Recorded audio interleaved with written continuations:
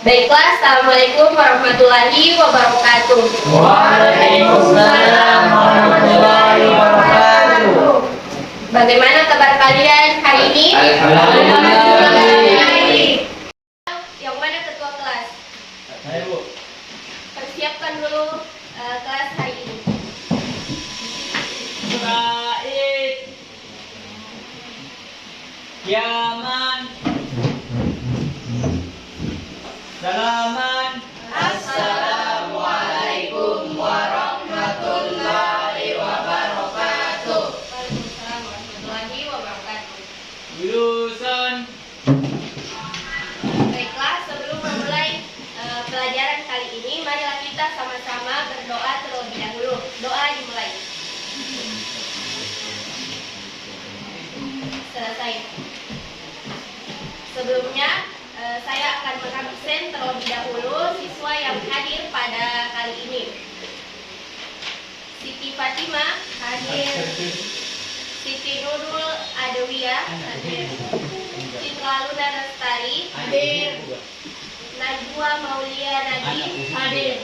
Muhammad Fadli Hadir. Muhammad Rizky Syaputra Hadir. Muhammad Rizky Arsya Hadir. Rivaldi Hadir. Ali Syahbana Hadir. Baiklah, semuanya hadir ya. Apakah ada sampah di bawah kalian? Kalau ada, silahkan ambil terlebih dahulu untuk kenyamanan bersama. Banyak. Woi, kawan ini. Woi, anak ibu lah. Semuanya sudah rapi ya. Ya. Baiklah semuanya, pada pertemuan kali ini saya akan mengajar menggunakan model discovery learning dan metode pembelajaran yakni berbasis makalah. Selanjutnya adalah media yang digunakan yaitu buku cetak.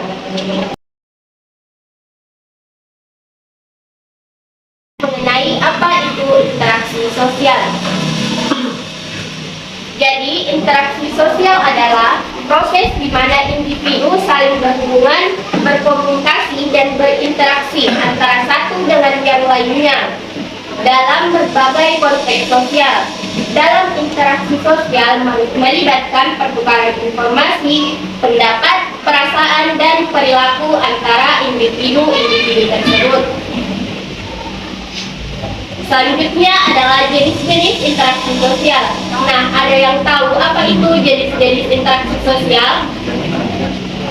Jadi, jenis-jenis interaksi sosial itu adalah pembagian yang ada dalam interaksi sosial.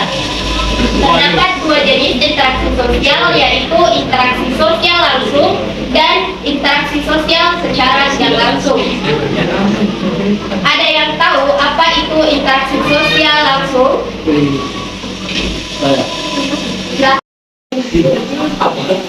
Nama saya Siti Fatimah, saya akan menjelaskan interaksi sosial tidak langsung.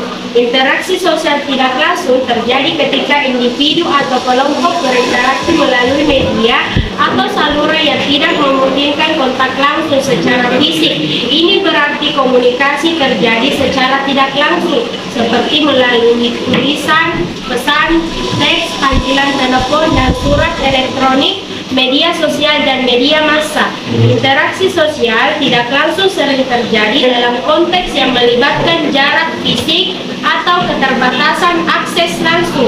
Contoh interaksi sosial tidak langsung termasuk mengirim pesan teks kepada teman, berpartisipasi dalam forum online, atau komunikasi melalui email.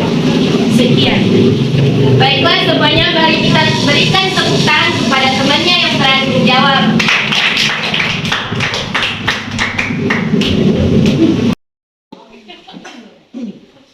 terjadi ketika individu-individu berinteraksi secara langsung, tatap muka, dan saling berkomunikasi secara langsung. Bentuk-bentuk interaksi sosial langsung meliputi percakapan, berjabat tangan, berpelukan, bertukaran pandangan mata, dan interaksi fisik meliputi interaksi fisik lainnya. Biasanya interaksi sosial langsung memungkinkan adanya ekspresi emosi dan penggunaan bahasa verbal dan non-verbal untuk berkomunikasi. Contoh interaksi sosial langsung antara individu meliputi percakapan antara teman, berdiskusi dalam kelompok studi, atau melakukan kegiatan bersama seperti olahraga atau pesta. Baiklah semuanya, mari kita berikan aplaus kepada temannya yang telah berani menjawab. Jadi selanjutnya adalah faktor yang mempengaruhi interaksi sosial. Nah, di dalamnya terdapat 3 pembagian, yaitu dari faktor kepribadian, budaya, dan lingkungan. Faktor kepribadian itu juga terdapat 2 kategori, yakni introvert dan extrovert. Introvert adalah orang yang cenderung tertutup, sedangkan extrovert adalah orang yang kepribadiannya cenderung terbuka.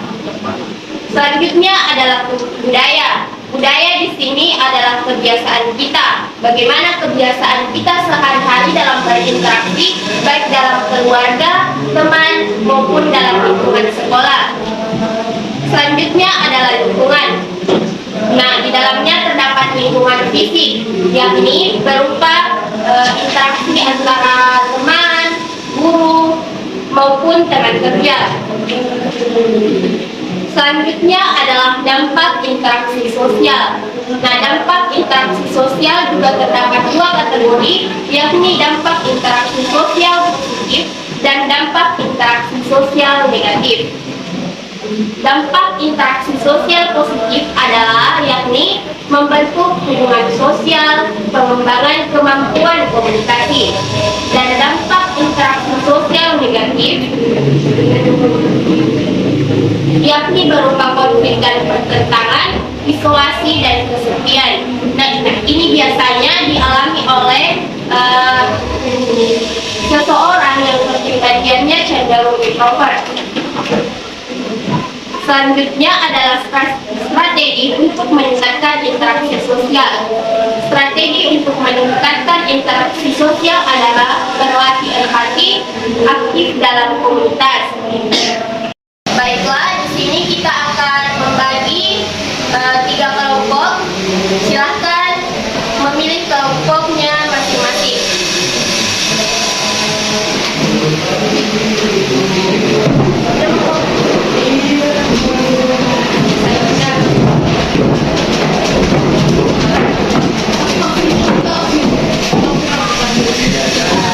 Nah, untuk tugas masing-masing kelompok adalah mencari contoh permasalahan dari interaksi sosial.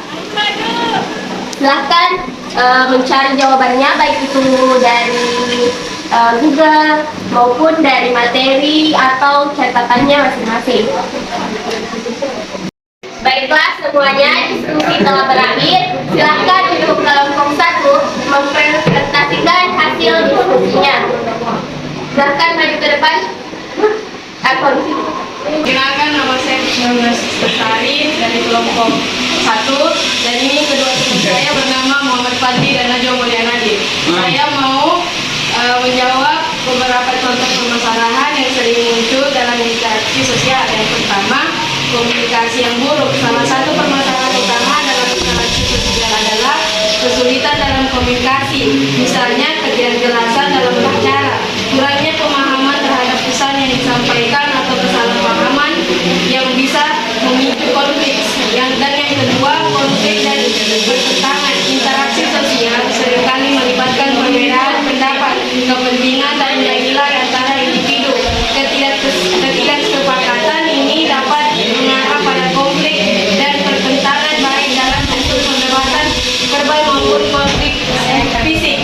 Sekian dari saya, kelompok 1. Assalamualaikum warahmatullahi wabarakatuh.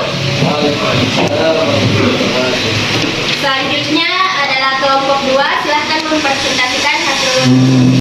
Perkenalkan, nama saya Siti Fatima dan ini rekan kelompok saya Muhammad Rifki dan Siti Nurul Adulia. Saya akan mempresentasikan hasil diskusi saya tentang interaksi sosial, yaitu ketidakadilan dan diskriminasi. Masalah ketidakadilan sosial dan diskriminasi juga sering terjadi dalam interaksi sosial.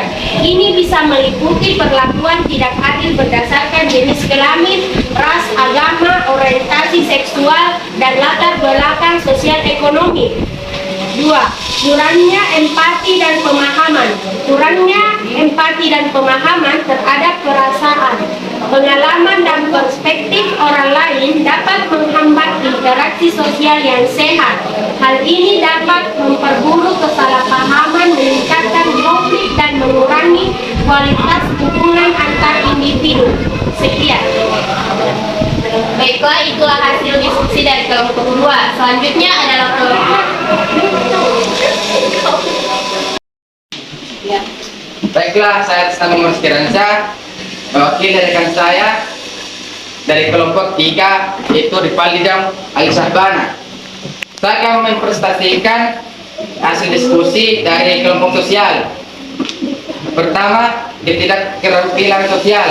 Beberapa orang mungkin menghadapi kesulitan dalam mengembangkan dan menggunakan keterampilan sosial yang efektif. Misalnya, sulit dalam memulai percakapan, menjaga kontak mata, atau membaca bahasa tubuh orang lain.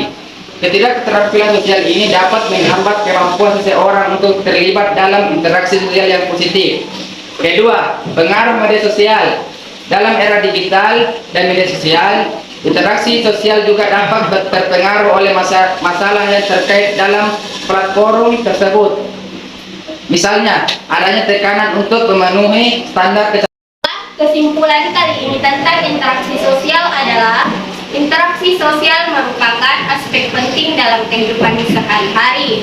Melalui interaksi sosial, individu dapat membangun hubungan yang sehat, mengembangkan keterampilan komunikasi, dan mempengaruhi kesejahteraan mereka.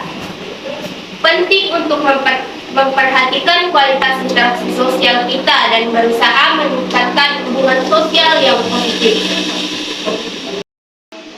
Baiklah, itulah pembelajaran kita kali ini mengenai interaksi sosial, dan semoga apa yang kita pelajari dapat menjadi hal yang positif untuk kita.